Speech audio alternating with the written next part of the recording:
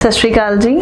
ਮੈਂ ਹਾਂ doctor Kirat Kaur Sibhia, chest specialist SBS hospitals Ludhiana ਤੋਂ ਤੇ ਅੱਜ ਅਸੀਂ ਗੱਲ ਕਰਨ ਜਾ ਰਹੇ ਹਾਂ ਟੌਪ ਕੁਐਸਚਨਸ ਜੋ ਕਿ ਮਰੀਜ਼ ਪੁੱਛਦੇ ਨੇ। ਤੇ ਸਾਡਾ ਅੱਜ ਦਾ ਟੌਪ ਕੁਐਸਚਨ ਹੈ ਕਿ ਕੀ ਸੌਂਦੇ ਹੋਏ ਘਰਾੜੇ ਮਾਰਨਾ ਨੋਰਮਲ ਹੈ। ਤਾਂ ਇਸ ਦਾ ਆਨਸਰ ਹੈ ਕਿ ਸੌਂਦੇ ਹੋਏ ਘਰਾੜੇ ਮਾਰਨਾ ਨੋਰਮਲ ਨਹੀਂ ਹੈ। ਪਰ ਕੀ ਸੌਂਦੇ ਹੋਏ ਘਰਾੜੇ ਮਾਰਨਾ ਖਤਰਨਾਕ ਹੋ ਸਕਦਾ ਹੈ।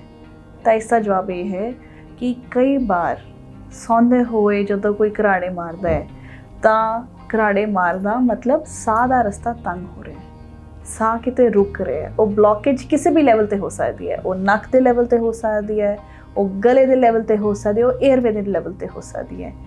ਤਾਂ ਜਦੋਂ ਸਾਹ ਰੁਕ ਰਿਹਾ ਹੈ ਉਹ ਡੇਂਜਰਸ ਹੋ ਸਕਦਾ ਹੈ। ਅਕਸਰ ਲੋਕ ਆ ਕੇ ਦੱਸਣਗੇ ਔਰ ਜੋ ਸੌ ਰਿਹਾ ਹੁੰਦਾ, ਜੋ ਜਿਸ ਨੂੰ ਘਰਾੜੇ ਆ ਰਹੇ ਹੁੰਦੇ ਉਹ ਨਹੀਂ ਦੱਸ ਪਾਉਂਦਾ, ਪਰ ਉਹਦੇ ਨਾਲ ਜੋ ਵੀ ਹੋਏਗਾ ਅਕਸਰ ਹਸਬੈਂਡ ਵਾਈਫ ਬਾਰੇ ਦੱਸੇਗਾ ਜਾਂ ਵਾਈਫ ਹਸਬੈਂਡ ਬਾਰੇ ਦੱਸੇਗੀ ਜਾਂ ਬੱਚੇ ਪੇਰੈਂਟਸ ਬਾਰੇ ਦੱਸਣਗੇ ਕਿ ਨਾ ਸੌਂਦੇ ਸੌਂਦੇ ਇਹਨਾਂ ਦਾ ਸਾਹ ਰੁਕ ਜਾਂਦਾ ਹੈ। ਫਿਰ ਅਸੀਂ ਇਹਨਾਂ ਨੂੰ ਨਾ ਹਿਲਾਉਂਦੇ ਹਾਂ ਕਿ ਤੁਸੀਂ ਪਾਸਾ ਲੈ ਲਓ।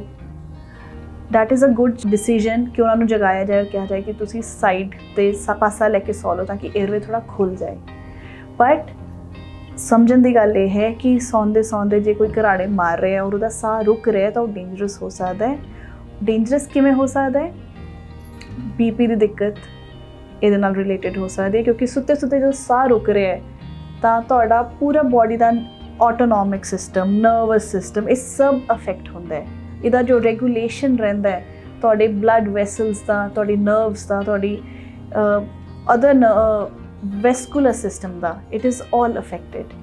ਦੇਖਿਆ ਗਿਆ ਹੈ ਕਿ ਜੋ ਲੋਕ ਬਹੁਤ ਜ਼ਿਆਦਾ ਘਰਾੜੇ ਰਹਿੰਦੇ ਹੈ ਸੌਂਦੇ ਹੋਏ, it affects there heart also.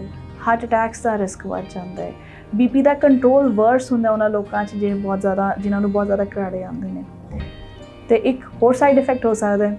ਮੇਰੇ ਕੋਲ ਇੱਕ ਕੇਸ ਆਇਆ ਸੀ ਜਿੱਥੇ ਵਾਈਫ ਦਾ ਇੱਕ ਕੰਨ ਬਹੁਤ ਦਰਦ ਕਰਦਾ ਸੀ ਅਤੇ ਪਤਾ ਲੱਗਿਆ ਕਿ ਉਹੀ ਕੰਨ ਦਰਦ ਕਰਦਾ ਸੀ ਜਿਸ ਤਰਫ ਹਸਬੈਂਡ ਸੌਂਦੇ ਸੀ ਔਰ ਘਰਾੜੇ ਮਾਰਦੇ ਸੀ।